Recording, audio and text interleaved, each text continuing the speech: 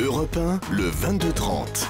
L'écho du jour, Jean-Michel Duez. Bonsoir Emmanuel Babot. Bonsoir. Vous êtes le directeur financier du groupe Schneider Electric et vous avez publié ce matin vos résultats financiers. Votre chiffre d'affaires est en hausse, 23,9 milliards en progression de 7%. Votre bénéfice net augmente également, un peu plus de 1,8 milliard. C'est d'ailleurs un record. En revanche, le volume de vos ventes est en baisse, mais 2012 est évidemment une très très bonne année pour votre groupe. Alors, une petite correction pour commencer. Nos ventes sont en hausse de 7,2%. Le volume de vos ventes. Voilà, nos ventes à données comparables sont en très légère baisse de 0,7% effectivement. Mais malgré cette baisse à données comparables, nous avons trouvé, dans un environnement qui n'était pas facile, parfois même très compliqué, les voies de notre croissance en trouvant dans certains pays, ce qu'on appelle les nouvelles économies chez nous, ce que d'autres appellent les économies émergentes, les moyens de trouver des marchés qui sont porteurs. On pourrait parler de l'Asie du Sud-Est, on pourrait parler de la Russie. On a trouvé aussi dans nos métiers des voies de croissance et c'est grâce à ça que nous sortons une année record sur la plupart de nos indicateurs financiers. Alors, ce qui baisse tout d'abord, c'est l'Europe de l'Ouest. Là, votre chiffre d'affaires est en baisse, ce qui n'est pas une surprise finalement. Voilà, c'est pas une surprise. Effectivement, l'Europe de l'Ouest a été la région la plus compliquée avec une baisse à données comparables de nos ventes de 5%. Mais je voudrais faire un vrai distinguo en Europe de l'Ouest entre l'Europe du Sud, l'Espagne, l'Italie, la France, où on est en baisse à 2 chiffres ou en baisse à un chiffre marqué. Donc la France fait partie de l'Europe du Sud pour vous. Hélas, oui, dans notre performance 2012, on le voit. Et le reste de l'Europe de l'Ouest, quand on parle de l'Allemagne, de la Grande-Bretagne ou des pays scandinaves, qui sont stables, voire en légère croissance. Alors comment vous voyez l'évolution de ces marchés, de ces économies, par exemple la France, si vous la comparez à l'Espagne ? Je crois qu'on est très prudent sur l'ensemble de l'exercice 2013. On s'attend à un début d'année qui va être toujours compliqué, un premier semestre qui sera toujours en baisse. Et je pense que le meilleur scénario pour l'Europe de l'Ouest aujourd'hui est celui d'une stabilisation, mais qui n'interviendrait qu'au cours du deuxième semestre. Au mieux, une stabilisation. Ouais. Ouais. Votre chiffre d'affaires augmente en Asie. Là non plus, ce n'est pas une surprise, mais c'est quand même contrasté parce qu'il y a une baisse en Chine. Oui, pour la première fois, nous sommes en baisse en Chine, première fois depuis 20 ans en 2012. Le reste de la zone a été en croissance, avec des croissances très spectaculaires dans des pays comme l'Indonésie par exemple, le Vietnam. Effectivement, ça a été une année plus difficile en Chine, où nous avons dû affronter plusieurs difficultés. Lesquelles, par exemple ? D'une part, bien sûr, le ralentissement de l'économie lié aux restrictions que les pouvoirs publics ont pu mettre sur le crédit, par exemple. Les difficultés pour les exportateurs chinois, ils sont nombreux. Donc tout ça est venu ralentir la progression de l'activité. Dans le même temps, il y avait une transition politique qui, elle aussi, a un impact globalement sur l'activité, notamment sur le lancement de nouveaux projets. Et puis on se comparait à une année 2011 extrêmement forte, exceptionnelle pour nous, ce qui explique qu'on ait eu des chiffres en baisse en 2012. En revanche, 2013, vous êtes plutôt optimiste pour le marché chinois. Oui, on a vu vraiment au 4e trimestre le marché chinois se stabiliser, ce qui est un premier élément positif.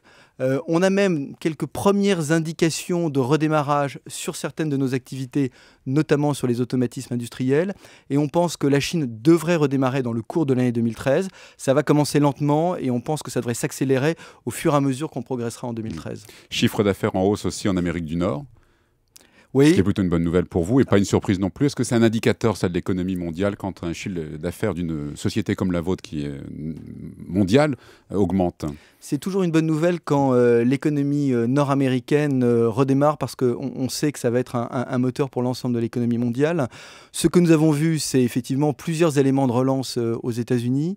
D'abord, tout ce qui est lié à la numérisation de l'économie, avec beaucoup d'investissements dans le monde des data centers. Et nous fournissons de la technologie pour donner de l'énergie sécurisée pour ces data centers. Ça a été positif pour nous. On voit aujourd'hui une vraie réindustrialisation des États-Unis qui commence par les gaz de schiste, tout l'écosystème positif qui se crée autour de ces investissements, la promesse d'une énergie pas chère sur le long terme. Tout ça a été favorable pour la partie industrielle aux États-Unis. Et le dernier élément du moteur qui semble se rallumer aujourd'hui aux États-Unis, c'est le résidentiel, avec un redémarrage des constructions aux États-Unis et une hausse du prix de l'immobilier. Tout ça forme effectivement un tissu positif pour l'économie, sans être surenthousiaste, mais qui devrait permettre à l'économie américaine de continuer sa croissance en 2013. Alors c'est intéressant, vous citez les gaz de schiste, on comprend que c'est un vecteur de la croissance. Qu'est-ce que vous pensez des réticences actuelles en France ? Elle semble effectivement très extrême par rapport à ce qu'on voit dans d'autres pays. Je crois qu'on est effectivement très respectueux des questions environnementales, mais il faut voir que ce qui est en jeu pour les économies qui pourront bénéficier de ce gaz de schiste est considérable. Et la question que nous nous posons, c'est est-ce que vraiment on se pose les questions à fond autour de ce gaz de schiste pour apporter une réponse définitive qui soit un non. Il nous semble que ça vaut le coup de continuer à regarder le dossier. On voit les impacts positifs aux États-Unis, en effet. Est-ce qu'il y a un risque justement par rapport à ce que vous voyez aux États-Unis ? Sur l'environnement, par exemple. Sur l'environnement. Ce qui est la principale crainte. À ce stade, je dois dire que tous les éléments ne sont pas encore disponibles. Je crois que pour le moins, ça pose un certain nombre de questions, mais pas assez, me semble-t-il, pour refermer le dossier. Vous dites que ça vaut le coup de le tenter, en tout cas, d'y réfléchir plus avant. C'est exactement ça. Je pense que l'effet positif est tel qu'il faut vraiment regarder à fond le dossier. Alors, on va continuer à parler des marchés asiatiques. Alors, vers quel pays vous allez? La Chine, ça on l'a compris, vous espérez que ça va redémarrer. Il y a l'Indonésie, le Vietnam aussi. Oui, l'Inde, bien sûr, qui est un grand marché de croissance, Thaïlande, Malaisie, Philippines. Vu d'Europe, on ne réalise pas bien, mais si vous additionnez les populations de l'Indonésie, du Vietnam, des Philippines, de la Malaisie, vous arrivez à peu près à un demi-milliard d'habitants. Hein. Donc on est sur ces nouvelles économies qui sont derrière, dans le sillage de la Chine et des BRICS globalement en train d'accélérer et où les perspectives sont extrêmement prometteuses. Les BRICS, c'est aussi le Brésil, alors, ce marché brésilien. Ça a été un bon marché pour nous, globalement. Non, ça a été en 2012, ça va continuer à l'être. Ça a été en 2012 un très bon marché pour nous.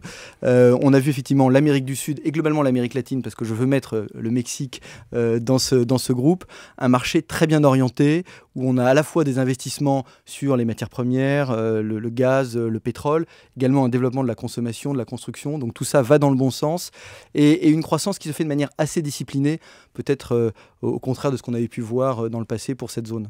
Alors vous qui avez une vision mondiale de l'économie, quelles sont les évolutions que vous percevez? Est-ce qu'il y a toujours ce clivage nord-sud et puis ces pays émergents qui vont plus que jamais faire de la croissance? Oui, pour nous, il ne fait aucun doute que ces économies émergentes vont continuer à être un moteur puissant et j'ai envie de dire le principal moteur de la croissance de l'économie mondiale. Lorsqu'on se retourne sur les 7 dernières années, nous avons généré en moyenne 10 points d'écart de croissance entre ces économies émergentes et les économies développées. Notre sentiment, c'est que ça va continuer dans les années qui viennent. Et ça va rattraper le vieux continent, par exemple l'Europe? Écoutez, sur le dernier trimestre 2012, les économies émergentes ont représenté 43% de nos ventes. Pour moi, ce n'est pas une question de savoir si un jour on dépassera les 50%, c'est certain. C'est une question de quand est-ce qu'on franchira cette barre symbolique des 50%. Alors que se passera-t-il pour l'Europe, par exemple, quand la barre des 50% aura été franchie? Il n'y a pas de drame. Il faut voir que la croissance de ces économies est une formidable opportunité pour les économies européennes, bourrées de compétences, de technologies, de savoir-faire, et sur des marchés qui importent aussi énormément.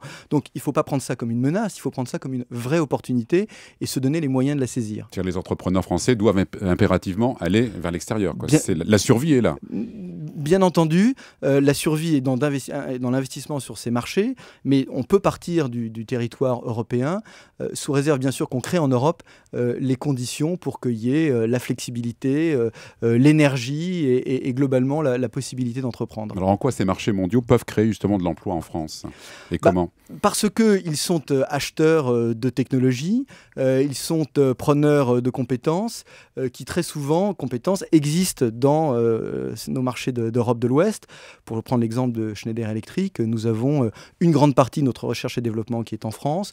Nous avons des usines à fort contenu technologique et nous avons bien sûr un pool de savoir-faire très important en France. Et nous, bien sûr, bénéficions de cette croissance que nous apportent ces économies émergentes en France pour toutes les compétences que je viens de citer. Donc il ne faut pas les voir simplement comme une concurrence en fait? Non, bien entendu, il faut voir ça comme une opportunité et essayer, ça n'est pas bien sûr qu'une opportunité, mais c'est aussi une opportunité, et essayer d'en tirer le maximum. Alors vous avez fait face aussi à une fraude interne de la part de l'un de vos employés. L'impact de cette fraude, ça a été 27 millions. Qu'est-ce qui s'est passé alors? Oui, donc une fraude dont l'impact a été relativement limité. Hein. C'est un peu plus d'1% notre résultat net en 2012, en 2011, pardon. La fraude a été, je n'entrerai pas dans les détails, mais en gros a consisté en une sous-estimation des provisions de fin d'année pour remise à nos clients, notamment en constituant des faux documents, donc qui ne nous ont pas permis d'établir le vrai montant de provisions à constituer, et donc en sous-estimant la provision, on a surestimé le résultat. Je veux être très clair, il n'y a pas eu de perte de richesse pour la société, c'est-à-dire que c'était juste un jeu d'écriture comptable, il n'y a pas eu de sortie de cash ou de perte d'actifs pour Schneider. Il y a eu un détournement de fonds au profit de cette personne? Non, du tout. Encore une fois, il n'y a pas eu d'enrichissement personnel, Ouais. c'est juste un mouvement comptable. Vous avez engagé des poursuites? Il y a naturellement une suite juridique qui est donnée par les commissaires Ah, aux comptes sur ce genre d'affaires. Mais vous avez dû vous poser des questions. Comment une faille comme ça, comment une fraude est-elle Oui, bien est-elle sûr, possible à tel niveau? ça a été un signal d'alarme. Ça montre qu'en dépit de tous les processus, les procédures de contrôle interne qui sont extrêmement importants dans un groupe international, quand quelqu'un qui a un poste important trahit la confiance, on est exposé. Ça nous conduit à mettre encore plus de contrôle, encore plus de vérification, de processus de contrôle interne pour s'assurer que ça ne se reproduise pas. Merci Emmanuel Babot, directeur financier du groupe Schneider Electric. Vous pouvez retrouver cette interview sur europe1.fr, le site internet d'Europe 1. Merci. Merci.